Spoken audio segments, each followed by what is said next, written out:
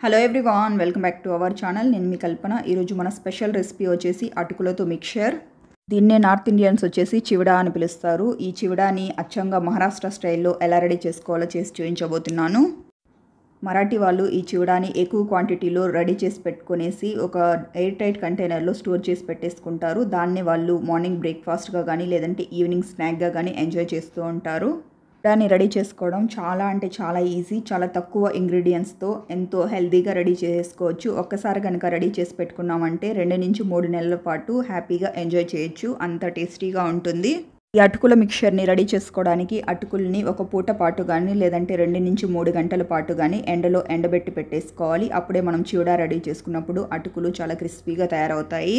నేను వచ్చేసి ఇక్కడ 1 కేజీ వరకు పలసటి అటుకుల్ని తీసుకున్నాను. వీటిని ఆల్రెడీ ఎండబెట్టి పెట్టేసుకున్నాను. ఇప్పుడు వీటిని స్టవ్ పైన పెట్టేసుకొని వీటిని మధ్య మధ్యలో ఈ విధంగా మిక్స్ చేసుకుంటూ క్రిస్పీగా అయ్యే వరకు ఫ్రై చేసేసి తీసుకుందాం. ఈ అటుకుల్ని మనము గరిటె సాయంతో మిక్స్ చేయాలంటే సరిగా మిక్స్ అవ్వవు. మనం ఎక్కువ క్వాంటిటీ చేస్తున్నాం కాబట్టి ఈ విధంగా చేతులతోనే మిక్స్ చేసుకోవాలి. అప్పుడే కిందవి కానీ అడుగు పట్టేయకుండా ఈజీగా మిక్స్ అవుతాయి. అలాగే అన్నీ కానీ ఈవెన్గా ఫ్రై అవుతాయి. కాసేపు అటుకుల్ని ఫ్రై చేసుకున్న తర్వాత క్రిస్పీగా అయ్యాయా లేవా ఈ విధంగా ఒకసారి చెక్ చేసేసి చూసుకోండి. చేతిలోకి వేసుకొని ఈ విధంగా విరిచి చూస్తే అటుకులు అనేవి ఈజీగా విరిగిపోవాలి. చూసారు కదా, చాలా చక్కగా విరుగుతూ ఉన్నాయి. మన అటుకులు అనేవి బాగా ఫ్రై అయిపోయాయి. వీటిని స్టవ్ ఆఫ్ చేసుకొని పూర్తిగా చల్లారనిద్దాం. ఈ లోపల మిగిలిన ప్రాసెస్ చేసుకుందాం. దీనికోసం డీప్ ఫ్రైకి సరిపడా ఆయిల్ని పెట్టుకొని దీంట్లోకి కార్న్ఫ్లేక్స్ని వేసి ఫ్రై చేసుకుందాం. నేను వచ్చేసి ఇక్కడ ఒక 2 బౌల్స్ వరకు కార్న్ఫ్లేక్స్ తీసుకున్నాను. కేజీ కొలతల్లో చెప్పాలంటే ఒక పావు కేజీ వరకు కార్న్ఫ్లేక్స్ ఉంటాయి.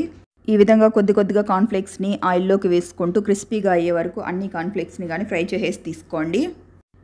ఈ కార్న్ఫ్లేక్స్ వచ్చేసి అన్ని సూపర్ మార్కెట్లలో అలాగే కిరాణా షాపుల్లోనూ అవైలబుల్లో ఉంటాయి. ఆయిల్లో డీప్ ఫ్రై చేసుకునే కార్న్ఫ్లేక్స్ అనేసి అడిగితే ఎక్కడైనా సరే ఈజీగా దొరికేస్తాయి.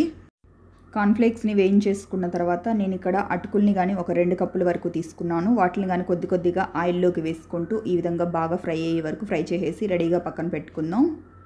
మనం ముందుగా వేయించుకున్న వచ్చేసి పల్సటి అటుకులు, ఇవి వచ్చేసి లావు అటుకులు అనమాట. ఏ షాప్లో అయినా సరే ఈజీగా దొరికేస్తాయి. సేమ్ ఇదే ప్రాసెస్లో మిగిలిన అన్ని అటుకుల్ని కానీ వేయించేసుకొని రెడీగా పక్కన పెట్టుకోండి.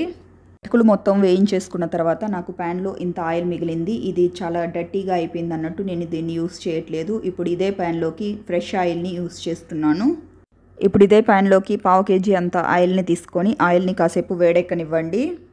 ఆయిల్ బాగా వేడెక్కిపోయింది. ఇందులోకి 1 స్పూన్ వరకు ఆవాలు, 1 స్పూన్ వరకు జీలకర్ర, 1 స్పూన్ వరకు ధనియాలు, 1 స్పూన్ వరకు సోంపు, అలాగే ఒక హాఫ్ కప్పు వరకు పల్లీలు, అలాగే ఒక హాఫ్ కప్పు వరకు పుట్నాలను తీసుకుంటున్నాను. మీరు ఇంకా కావాలంటే దీంట్లోకి కొద్దిగా తెల్ల నువ్వులు అలాగే ఎండు కొబ్బరి ముక్కలు కానీ యాడ్ చేసుకోవచ్చు. నేను వచ్చేసి అవి యాడ్ చేయట్లేదు. వీటిని ఇట్లాగా మధ్య మధ్యలో మిక్స్ చేసుకుంటూ బాగా ఫ్రై అయ్యే వరకు ఫ్రై చేసేసి తీసుకోండి. చూసారు కదా, ఇవి బాగా ఫ్రై అయ్యి మంచి కలర్లోకి వచ్చేసాయి. ఇప్పుడు ఇందులోకి 2 కప్పుల వరకు స్లైసెస్ కింద కట్ చేసుకున్న ఉల్లిపాయ ముక్కలు అలాగే 3 నుంచి 4 వరకు పచ్చిమిర్చి స్లైసెస్ని కానీ యాడ్ చేసేసుకొని మధ్య మధ్యలో మిక్స్ చేసుకుంటూ ఇవి పచ్చివాసన పోయే వరకు ఫ్రై చేసేసి తీసుకోండి. మీకు ఇంకా ఉల్లిపాయల క్వాంటిటీని పెంచుకోవాలంటే పెంచుకోవచ్చు. అలాగే మీరు కారం ఎక్కువ తినే పని అయితే పచ్చిమిర్చిని కానీ ఇంకా ఎక్కువ యాడ్ చేసుకోవచ్చు. నేను ఇందులో ఇంకా కారాన్ని కానీ యాడ్ చేస్తాను కాబట్టి పచ్చిమిర్చిని కాస్త తక్కువగానే వేసుకుంటున్నాను. ఇప్పుడు ఇందులోకి రుచికి సరిపడా సాల్ట్ అలాగే ఈ విధంగా కచ్చా పచ్చాగా దంచుకున్న అల్లం వెల్లుల్లి మిక్చర్ని కానీ యాడ్ చేసుకోండి. ఇందులోకి అల్లం వెల్లుల్లి పేస్ట్ అనేది అస్సలు వాడద్దు. అల్లం వెల్లుల్లిని ఈ విధంగా కచ్చా పచ్చాగా దంచి మాత్రమే వాడాలి. అప్పుడే దీనికి మంచి ఫ్లేవర్ అనేది వస్తుంది. ఇట్లాగా మధ్య మధ్యలో మిక్స్ చేసుకుంటూ బాగా ఫ్రై అయ్యి మంచి కలర్లోకి వచ్చే వరకు ఫ్రై చేసుకోవాలి. ఈ ఆనియన్స్ అనేవి క్రిస్పీగా తయారవ్వాలి. అప్పుడే మన చివడా అనేది మెత్తబడకుండా ఉంటుంది. ఆనియన్స్ ఒకవేళ పచ్చిగా ఉన్నట్లయితే చివడా అనేది చాలా త్వరగా మెత్తబడిపోతుంది. ఇప్పుడు ఇందులోకి ఒక హాఫ్ కప్ వరకు కరివేపాకును కానీ యాడ్ చేసుకొని బాగా మిక్స్ చేసుకుంటూ ఫ్రై చేసుకోండి. కరివేపాకు కానీ మనకు క్రిస్పీగా అయ్యే వరకు ఫ్రై అవనివ్వాలి. కరివేపాకుని నేను ఆల్రెడీ వాష్ చేసి అలాగే ఫ్యాన్ కింద తడి ఏమీ లేకుండా ఆరబెట్టి పెట్టేసుకున్నాను. దాన్ని మాత్రమే యూస్ చేస్తున్నాను. కదా, ఆనియన్స్ కానీ బాగా క్రిస్పీగా తయారైపోయేసి గోల్డెన్ బ్రౌన్ కలర్లోకి వచ్చేసాయి. ఈ స్టేజ్లో ఉన్నప్పుడు స్టవ్ ఆఫ్ చేసుకొని ఒక 2 స్పూన్ల వరకు పసుపు అలాగే 2 స్పూన్ల వరకు కారం అలాగే 1 స్పూన్ వరకు ధనియాల పొడిని యాడ్ చేసుకోండి. ధనియాల పొడిని కానీ లేదంటే గరం మసాలాని కానీ మీరు ఇందులో వాడుకోవచ్చు. దానివల్ల చివడాకి మంచి ఫ్లేవర్ అనేది వస్తుంది. మసాలాస్ అన్నీ బాగా మిక్స్ అయ్యేలాగా ఒకసారి బాగా మిక్స్ చేసేసుకొని దీన్ని పూర్తిగా చల్లారనివ్వండి. మనం చివడాలో వాడేవన్నీ కానీ ఫ్రై చేసేసుకున్న తర్వాత పూర్తిగా చల్లారనిచ్చి వాడుకోవాలి. అప్పుడే మన చివడా అనేది ఎక్కువ రోజులు నిల్వ ఉంటుంది.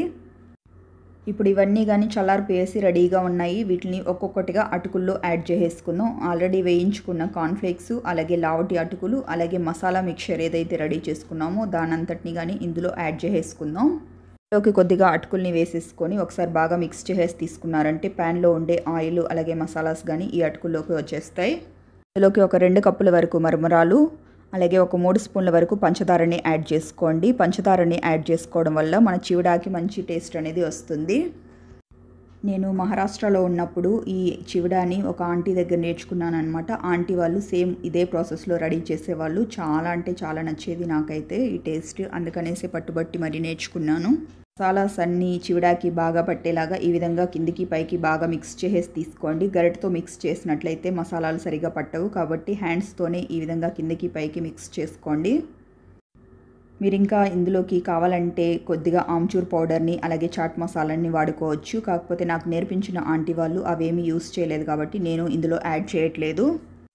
అంతే ఫ్రెండ్స్, ఎంతో టేస్టీగా ఉండే మహారాష్ట్ర స్టైల్ చివడా రెడీ అయిపోయింది. చూసారు కదా, అచ్చంగా స్వీట్ షాప్ స్టైల్లోనే మనము ఎంత ఈజీగా హైజీనిక్గా ఇంట్లోనే రెడీ చేసుకున్నామో. చాలా అంటే చాలా సింపుల్ ప్రాసెస్, అలాగే ఎంతో టేస్టీగా ఉంటుంది.